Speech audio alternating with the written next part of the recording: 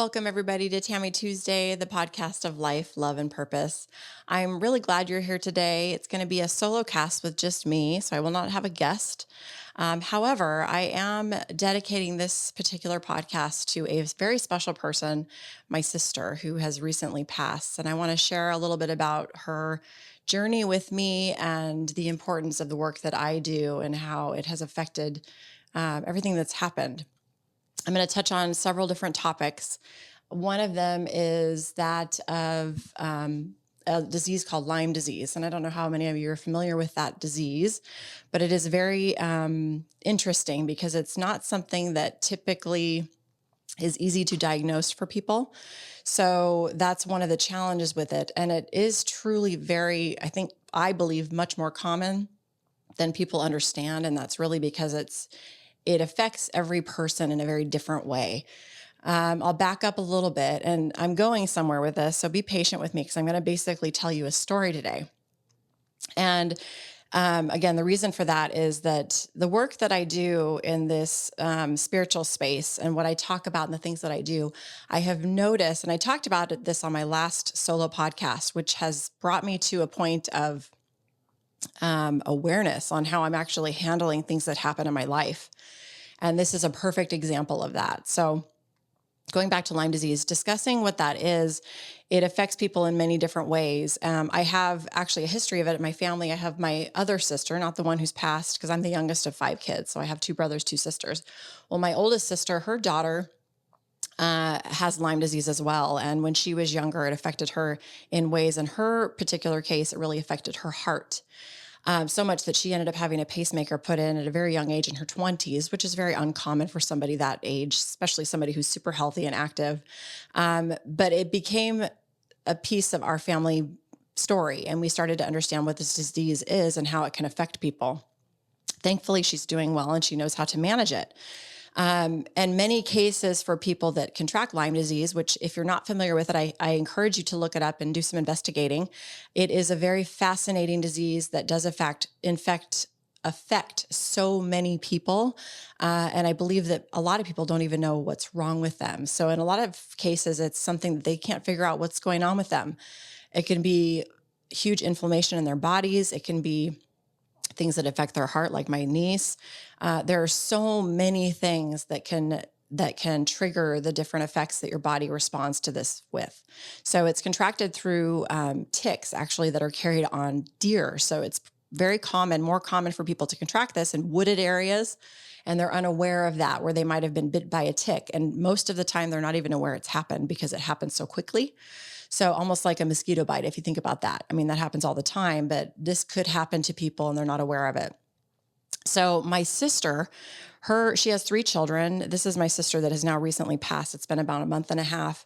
And she and her 2 of her children, she has 3 grown children, and her ex-husband were all affected by this disease and have been treated. And the reason I bring this up, and it's very relevant to this topic, is that people may not be aware of what it is that they're struggling with physically, and it may show up in such strange ways that nobody can detect it. And in my sister's case, she had been suffering from this disease for a very, very long time and did not know what was going on with her body. And she was in tremendous amounts of pain. The last 5 years of her life have been really hard. And so, and it was a mystery. It was never fully diagnosed until the very end of her life. And the thing that happened with her was, because she was struggling with so much discomfort and pain and not really knowing what to do about it, she made the choice to end her life. And this is a very sensitive topic for a lot of people. And this is something that I never thought would be part of my story in my life. And I've talked about it a lot here. The reason I bring this up is because what I've learned in this experience is that nobody can understand what it's like to be anyone else. We're all having our own personal experience in life, and there's so many factors that affect us in different ways, whether it's health issues, physically, mentally, emotional issues. There are so many factors that make us choose the things that we choose for ourselves. And as we know, and I've talked about suicide before and how prevalent it is, especially these days. And now that I have been experience to surviving that from someone who's one of the closest people in my life, I have a deeper understanding. And it's important for us to understand that we can't always understand. And this is something that became very clear with my sister.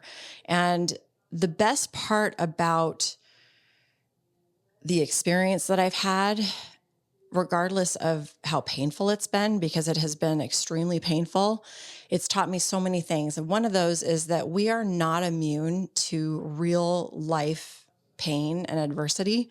They affect us. They just do, because we are human and we feel things and we experience things, and they're hard. And there's just no way around that. But I will say this, in my spiritual walk, what I have learned is that the more deep understanding that we have about what really is going on in life and in this place and our connection to people, wow, it's mind-blowing as to how your perspective can shift and what that can look like for you. One of my guests talked on the podcast one time and said, people don't know how to deal with things when they're in the middle of a challenge, a life challenge, or an experience it's generating an extreme amount of pain for us in life, whether it's, financial insecurity or the loss of a major breakup in our lives, a marriage that ends, or losing somebody by death, or there's so many things that affect us in great way, losing a job. There's so many things that affect us. And these adversities, they don't stop coming. So 2 things with that. What I'm learning is that everything that happens to us is part of our path. And it's really happening for us. And what I mean by that is there's things that we can grow and learn through these experiences, even though they seem horribly painful at the time. And the best part about having some sort of faith and regular practice about how you feel about the bigger picture. And what I mean by that is really diving into yourself and saying, what is it that I believe? What do I think happens after I leave this place? Where do I think that I go? What are the relationships in my life all about? What am I here to learn from those? Whether they're beautiful or painful or harmful, whatever they look like. Why at some points in my life are there certain people in my life and then they suddenly seem to just drift away? What is that all about? And I've talked about the last solo cast I also did. I talked a lot about manifestation. And I truly believe that all of us are manifesting constantly. So that's why I bring the question, what is this? What is this serving for me? Like, why am I, this is for me rather than this is happening to me. This is happening for me.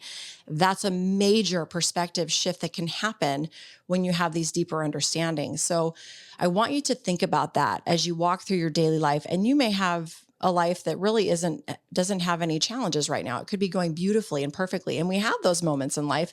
Otherwise we wouldn't be happy and we wouldn't want to keep going. Right. But we also have those adversities that somehow just punch us in the gut, and they really affect us in deep ways that we really didn't even expect. So the story I want to share with you about my sister, and I'll say her name is Nikki. She's about 4 years older than me, and her and I, again, growing up in a large family, I'm the youngest of 5. She was the middle of all of us. And she lived life big, and she had just a zest about her, and she did things the way she did them. And she always lived to the fullest when she was healthy. And with that came, of course, her own challenges, because we sometimes choose to beat ourselves up at times, and we're harder on ourselves than we need to be, and things happen. And with her, there were times in those moments where her and I were not very close, and we were, faced with challenges together, which kind of created a little bit of separation. And I'll tell you that when we did end up really truly connecting as sisters, it was later in life, because there was so much of that turmoil in our youth, not just, childhood, childish things, but, adult things too, just separation, personality differences, life differences, how we saw things, lots of things. But once I started having children of my own, she had already had her children, or at least 2 of them at that point. Actually, I'm sorry, 3 of them at that point. And she and I sort of put everything down and really saw each other for what we are. And I have to tell you, it taught me so much about relationships because so many of us have, we don't get to pick, at least not consciously here, we don't really pick our siblings, even though I think really, truly, from a soul perspective, we do, the relationships that we have in our lives.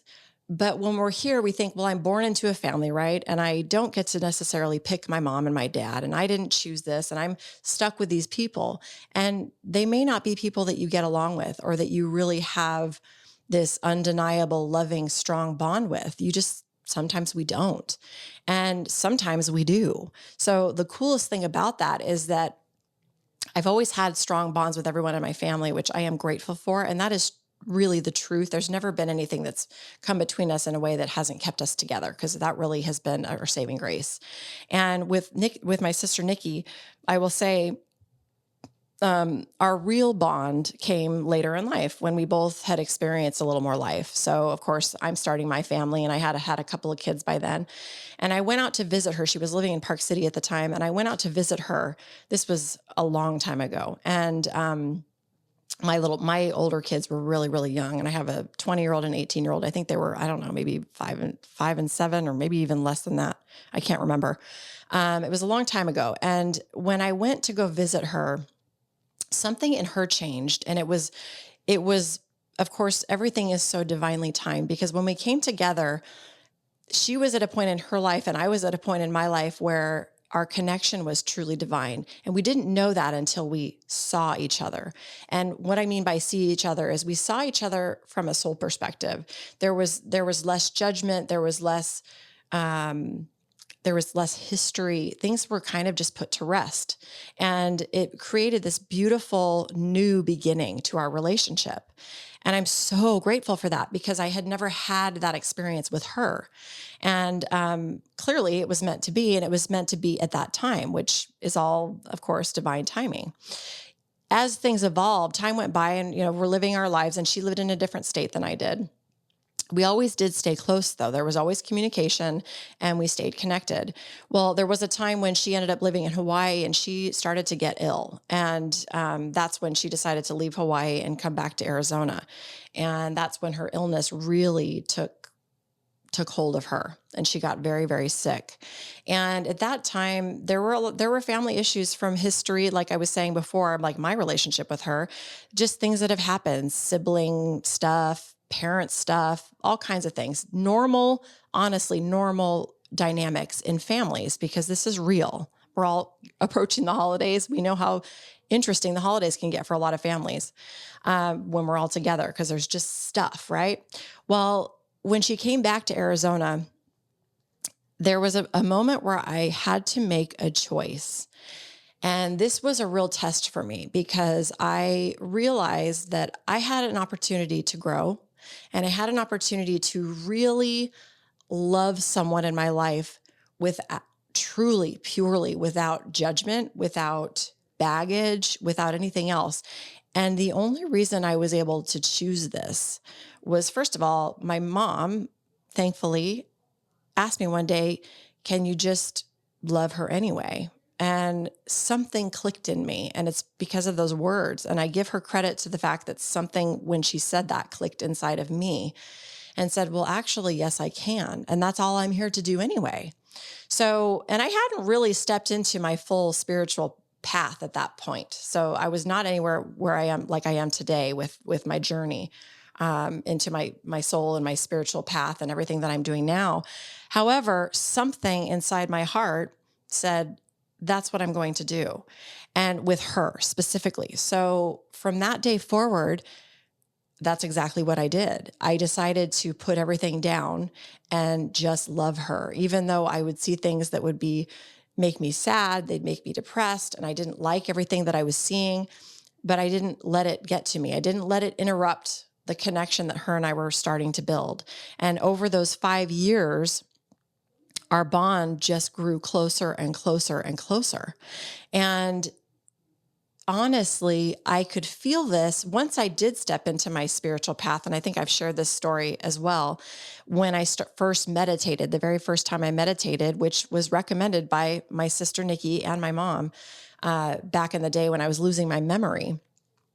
And when I made that choice and my spiritual path literally ignited and started for me, that's when things started to change in every relationship I had. And Nikki was one of them. And she was one of the people that I was able to openly share the experiences that I was having and what I was learning, what I was experiencing, what I was feeling, all the magic and miracles that were happening in my life because of this new awareness that I had created for myself. The coolest part was that she had been on this path for a long time. And truthfully, I believe that's when our original connection happened, was because she was on that path and I was just open. So when we made that sisterly connection back when our kids were young, I believe that's when that really started, because she had started her real spiritual path. So when I started to share everything that was happening with me, she welcomed it with open arms and wanted to hear everything, even in her state of illness and sickness and struggle, physical struggle. She was so excited for me and wanted to hear all about it. And it got to the point where the more that I was experiencing and learning and understanding, she and I started to connect on a very deeper level, which turned into us being able to connect on a soul level when we weren't together physically. So we would have these psychic moments when we were apart and share funny laughs about different things. Like, did you get that? Did you experience that? And we'd call or text and laugh because these things were really happening. And we would share them with each other. And it was so fun. I mean, it was just such a fun thing that we got to share together. Finally, I got to the point where this past year, I just kept saying, and I call her Sissy, we called each other Sissy. And I would say things like, Sissy, you have to get better. Like, you need to get over whatever this is happening to you, because we have stuff to do. Like, we have a world to change and a world to heal, and we're going to do this together. And all she would say is, I know. I so badly I just want to. So she would try to live vicariously through me by the experiences that I was able to have physically that she could not, because she was so sick. So it was beautiful and hard at the same time, because she was right there with me, but she couldn't join me in that, at least not participating part of physically. So, but the most beautiful gift about this was that in that choice that I made to truly love her anyway, not only did it ignite our true soul connection with each other, it made it grow in such a way that there was just an understanding. And it was it is so beautiful. And when she was faced with so much discomfort and pain with her illness, her physical illness, I believe that it became too much to bear for her. And so she decided to end it. And that was hard for everyone. And I share this with you because I am not immune to the pain that it's caused and the heartache, because it's real. It's very, very real. However, the day that this happened, I was having a really hard day. This is how connected we were. I was having a really hard day, and I hadn't talked to her that day. I had received a text from her the day before, but I hadn't spoken with her. And I was having the hardest day. I was super sad. I was very weepy and depressed. And I was like, what is wrong with me? I had no real reason to feel that way, at least not that I realized at the time. And that day, I prayed and prayed and prayed. And I thought, God, please help me. I need a miracle here. Something's really wrong. I don't know what's wrong. And sure enough, the very next morning, because it had happened that day, but the next morning is when everything was discovered. And of course, that was very, very difficult. Suicide is very serious, and it's difficult and very complex. The grieving is really complex, and it affects so many people because you so badly feel like you want to blame yourself, or what if I'd have done this, or what if I'd have said that? But the truth is, it's not up to us. We all have our own choice. We all have free will.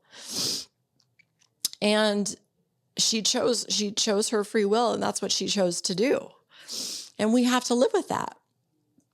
But the most interesting piece of that is that I have learned to truly accept that and go into my heart and try to have compassion. I do have compassion. I don't try. I do have compassion and a level of understanding that I'm capable of, at least in this space now, to not have anger or judgment or fear or regret. Regret. So many people have regret in these scenarios. And I will tell you, this is the whole point of this message, is that when you live from your heart in your life, when you're faced with adversity, you tend to have a little less regret. And that's really powerful. How good does it feel to not have regret when something bad happens? Because you know that you were living from your best self. Yes, we make mistakes. Yes, we don't do things perfectly. We wouldn't be human otherwise. But the more we can accept who and what we are, the easier it is to forgive, to give ourselves grace, and to love authentically and genuinely from our hearts, especially ourselves. Because what happens is when we do that for ourselves, we can do that with others. That's naturally what happens. So how that's happened with me is me choosing myself. Have I perfected it? No, I've got a long way to go. However, I've clearly paved a path for myself because I've surprised myself with how I've handled things, including this scenario. Because in this scenario with my sister, once this happened and the heavy sadness and grief that I had to let in, which is part of this, once that came through, on the other side of it, and I'm not saying I'm through it, it happens, it hits in waves. This is how grief works. But I will say this, that I'm realizing in the desire for her and I to work together in this life, and I kept saying, Sissy, you got to keep getting better. What I realize I've been given is a different kind of gift. And those gifts and miracles never happen how we think they will. And what's happened is that I am now working with her in a totally different way. So our work is just beginning. And she is now my partner. Even though she's not here, she's here and she's helping me. And I'm evolving and growing and understanding things on an even deeper level that I don't think I could have had this not happened. Do I wish she was here and do it another way? Of course I do. But this is what I've got. So it's perspective. It's the perspective shift that's happened because of my awareness that has made this beautiful and a gift and a miracle. I want this message to sit with you, and I'm sorry that I'm so emotional, but it's just real. And all I want for people is to understand that if you want to live a life of peace and joy and connection, you got to dive in. And it starts inside of you. And this work is not easy. It comes with challenges, and it comes with fear and trust and faith, which are all gifts. Of course, they're happening for us. But when you can shift your perspective, it can change your life. It's definitely changed mine. And I'm so grateful to my sissy because she's such a huge part of that for me. And now I know that she's here in just a different way. And I miss that I can't hug her anymore. And I miss that I can't, hear her voice in this physical realm, although I am starting to hear her voice, which is another miracle. I'm starting to hear her and feel her in so many ways that I couldn't before. And truthfully, that's another thing. It's because she doesn't have this physical body in her way anymore. She's truly free. And it's like when we lose anybody, that's the thing that it's hard for us to understand in this space, is that when we leave this space, we go back to a place of freedom, and it's not the same level of pain. The experience is totally different. Everything is love and everything is light, and we can remember how connected we are to each other, because we never are not connected. We're always together. We just change form. So the more awareness we can have around that when we lose people, because we're all going to lose people. We're all going to die. None of us get out of this form alive. We just shift, right? We change shape. We change what we are. And so it's just an energy shift, and it looks different in a different space. But the deeper understandings we have for that, I have to tell you, it sure does open your eyes up to a whole new experience and understanding. And it makes the pain more bearable. And it gives you a deeper understanding of what that can look like for you. And I would wish it on anyone. And I'm wishing that on you, to dive in and to take a deeper look at what this really is and how you can get through this. You know, the other real message I want to share with you, and I'm going to read to you a little speech that I gave at my sissy's funeral, because it speaks from my heart and speaks to her. But that is that we can love anyway. There are people in our lives that hurt us. There are situations in our lives that feel painful and experiences that are tough. But when we can look at it from a different perspective of forgiveness and, okay, this is happening for me. It's a gift. I've created this. This is something that I needed to experience, and that's why it's happening. Even though we don't want to hear that, and a lot of us say at times that that's a bunch of BS, but I'm telling you, it's the truth. And the more we can accept that and see that for what it is, the easier it is to move through it, because we don't get over it. We move through it, and it becomes part of us, and we learn and we grow from this. And that's the beauty of this experience. And I will tell you, because we are so connected, your relationships are gold, and love them for what they are, even if they don't remain in your life. Every relationship you have, even if they've created tremendous pain and baggage and scars in your life, they have been created for you to grow. So embrace the relationships that you do have, that do bring you joy and fulfillment and love and happiness, even when they come with things that you don't love, because everyone in our life, there's things that drive us crazy, and there's things that we don't understand, and there's things that we don't like and that we tend to judge.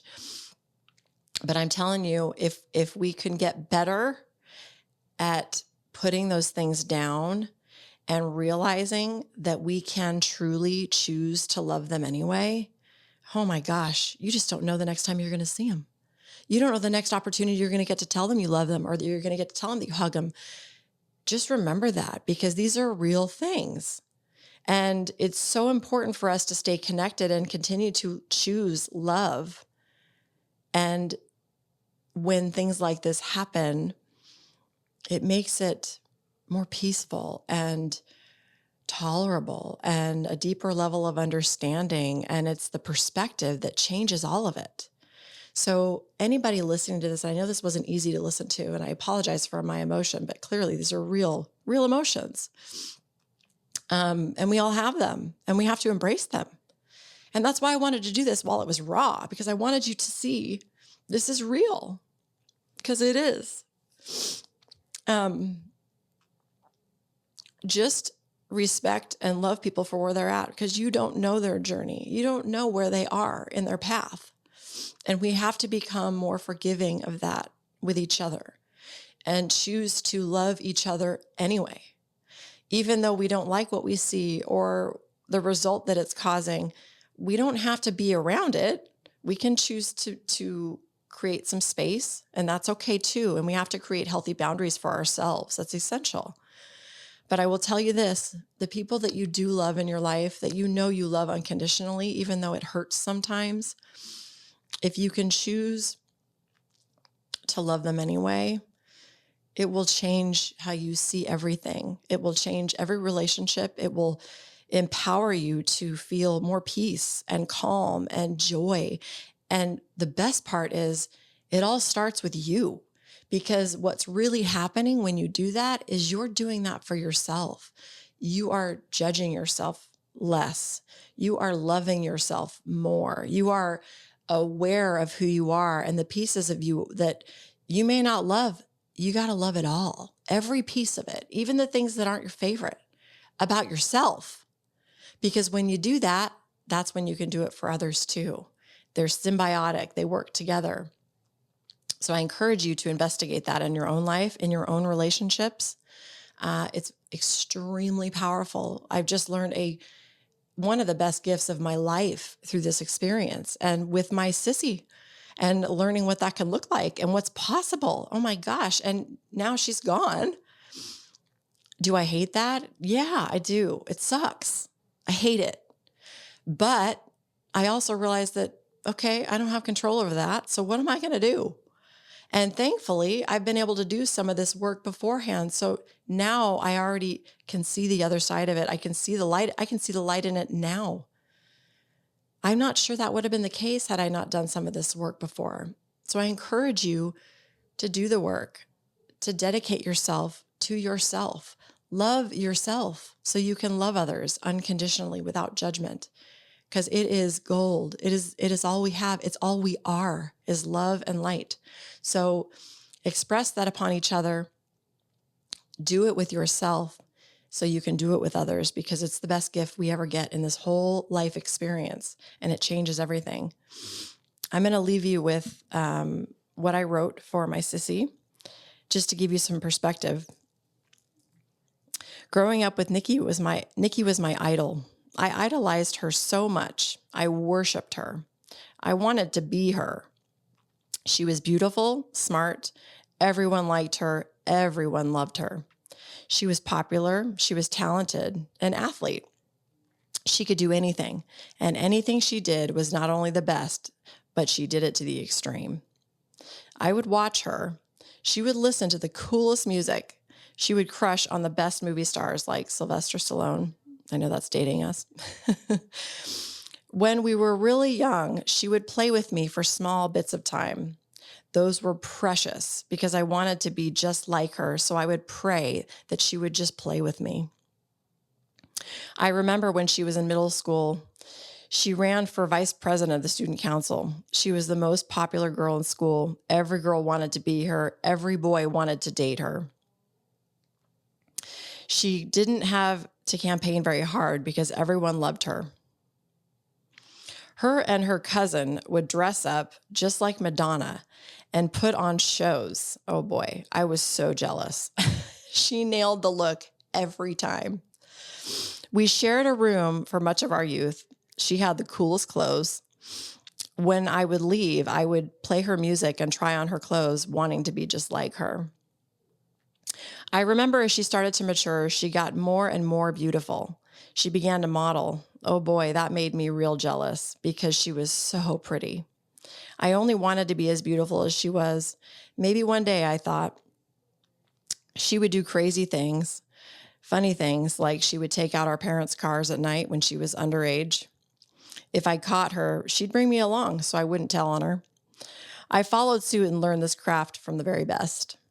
Guilty as charged. Nothing she did was typical. Everything had her spin on it.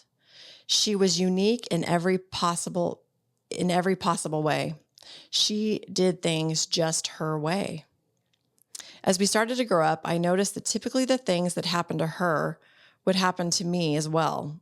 Things like stretch marks from growing. We both hated that, but it made us feel more connected. Then one day she met a guy, the guy who stole her heart. Man, oh man, was their romance fast and furious. I watched them with adoring eyes. They were fire and ice, but mainly just loved each other with intense passion. Their babies came, those precious babies. I don't think she realized how much this would change her. She was so in love with each and every one of them.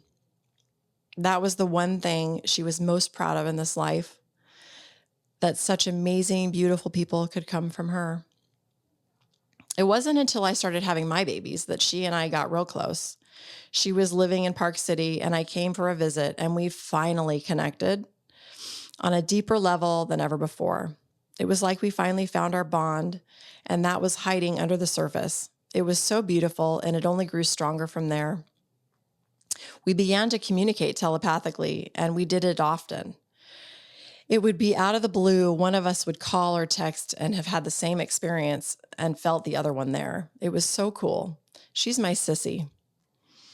And that was clear. We were connected and still are deeply. She is my sissy. We would call each other that.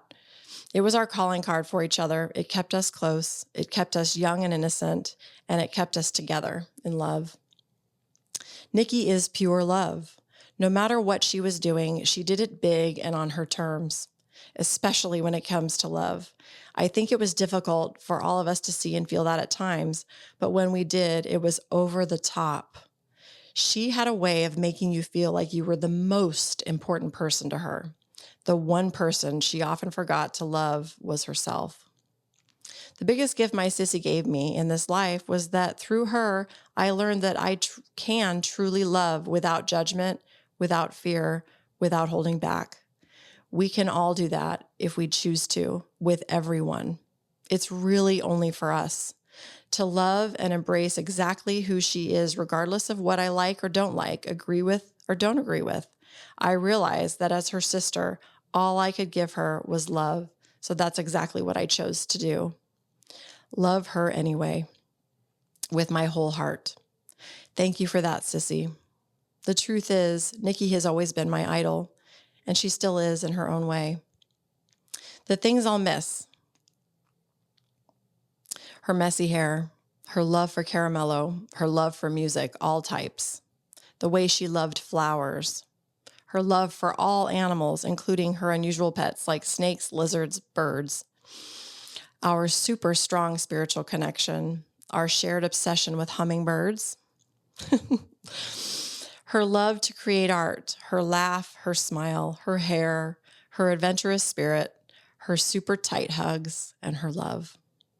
If there's one thing I know, it's that in this difficult time, we can all learn that love is real. We can learn to choose to love each other without conditions. The pain is also real, but the truth is that in the bigger picture, if we choose love, we all win, because pain is temporary and love is forever. Love always wins, so love anyway. I love my family. I love each of you. Always. So choose love. That sums it up. And I hope this was helpful for anybody listening. I know I have a lot of loyal listeners, and I'm sorry for the brutality of just the rawness of this message, but it's really me just speaking from my heart. And I thank you guys for listening, and I hope that it's helpful. And if you know of anybody that could use a message like this, please, please share it with them, because you have no idea where somebody is in their life or in their path and how something can impact them. So please share it if you feel called to do that. I thank you all for joining today. I always, always send all of you with lots and lots of love and light. You can always find more information on my website at tammytuesday.com. I also do offer heart energy healing sessions one-on-one. If you're interested in that, you can go to my website and find the free consult there to schedule those.